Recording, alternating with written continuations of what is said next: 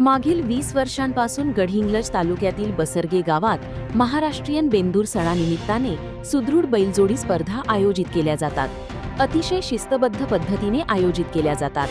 पंचक्रोशीतील जवळपास 50 ते 60 बैलजोड्या या स्पर्धेत सहभागी होतात। पारंपरिक पद्धतीने वाजत गाजत हरेक जण आपल्या बैलजोड्या या स्पर्धेत आणत होते। मिरवणूक आणि एकापेक्षा एक बैलजोड्या पाहण्यासाठी नागरिकांची सकाळपासून तुफान गर्दी होती।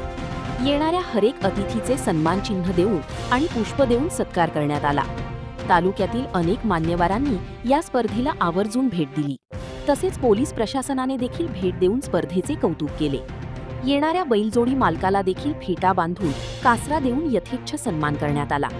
तर पुढील वर्षी तिन्ही तालुक्यातील सर्वात मोठी स्पर्धा बेंदूर सणानिमित्त ठेवणार असल्याचे देखील बाळेश नाईक यांनी कोल्हापूर लाईव्ह सोबत बोलताना सांगितले।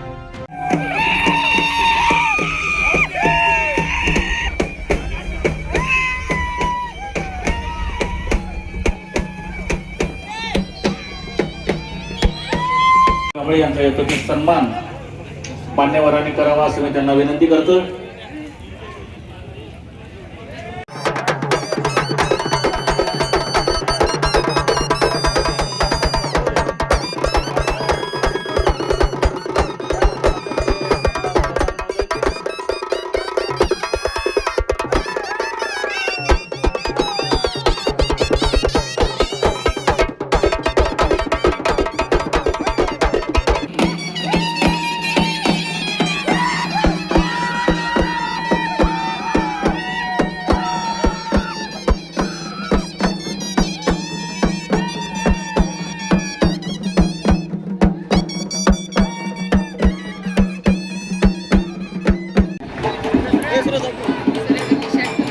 या साईडला त्यांचा एक फोटो होतो की नाईक साहेब, ह्या वर्षी बसरगे तर्फे जी सदृढ बैलजोडी स्पर्धा आयोजित केलेली आहे, 20व्या वर्ष आहे, कशा प्रकारे आयोजन करण्यात आलं काय सांगाल? आज एक समाधान मानावं लागेल। 20 वर्षापूर्वी जर एखादं पंचकृषीमधली भौगोलिक परिस्थिती जर पाहिली, शेतकऱ्यांच्या गोट्यामध्ये पशुधन नव्हतं, गोट्यामध्ये जनावर नव्हती।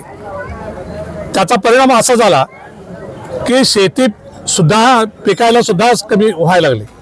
तर पशुधन गोट्यामध्ये नसल्यामुळं सेंद्रिय खतं आपण वापरत होतो, शेणखत आणि अमुक तमुक, याचाही तुटवडा तयार झाला। आणि बसरग्यामध्ये आणि पंचक्रोशीमध्ये एकही बैलजोडी ह्या ठिकाणी 20 वर्षापूर्वी पाहायला मिळत नव्हते। कैलासवासी आठवण करावं लागेल। कैलासवासी शंकरराव थोरात, कैलासवासी सदाशिव नाईक, मारुती माने, अमर जाधव, आनंदा नाईक, अशा अनेक ज्या स्पर्धा भरवत असते सुद्धा काही शेतकरी हुतात्मे झाले, मरून सुद्धा गेले। त्यावेळी त्याने एक प्रयोग केला की शेतकऱ्यांना किंवा गावकऱ्यांना लाज वाटली पाहिजे आणि शर्मेनं सुद्धा जर एखाद्या पशुधन गोट्याचं पाळत असतील तर एक रेडा मिरवणुकीला सोडायचा निर्णय घेतला, रेडा। आणि गावात असा परिणाम झाला, हे सगळे लोक माझ्याकडे आले आणि त्यांनी निर्णय घेतला की जे लोक आपण जवळजवळ एक 20 लोक आहे, प्रत्येकाच्या घरामध्ये बैलजोडी आपण पाळायची। आणि हा आदर्श आम्ही सातत्यानं संपूर्ण पंचक्रोशीमध्ये न्यायचा प्रयत्न आम्ही सातत्याने केला। सन्माननीय आताचे आमचे सगळे तरुण पोरं आहेत, भरत पडतरे आहे, सुभाष चौगले आहे, अशोक आहे, संकेश्वरी आहेत, आणि सगळे लोक, विनायक, संदीप, या सगळ्या लोकांनी तरुण पोरं सगळे सातत्याने आमच्या बरोबर राहिले। आम्हाला जोड मिळाले ते पशु हौशी संघटनेची जोड तालुक्यामध्ये मिळाली। बैलजोडी हौशी संघटना, त्याचा नामोल्लेख करावा लागेल शिवाजीराव खुराड्यांचं। एवढा पशुधनावर प्रेम करणारा मुलगा, त्याने निर्णय घेतला की आपण या पंचक्रोशीमध्ये स्पर्धा भरवायच्या।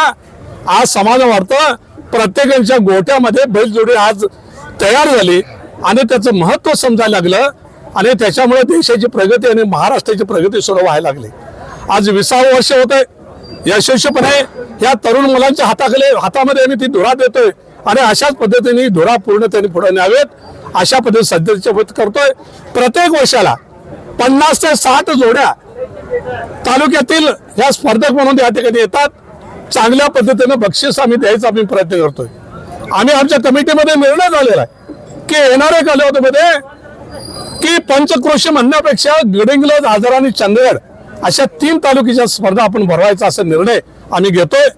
3 तालुक्याच्या स्पर्धा संयुक्तपणे आम्ही ठिकाण ठरवणार आहे. शिवाजी कोळाडे आणि आमच्या साईड तरुण मंडळ.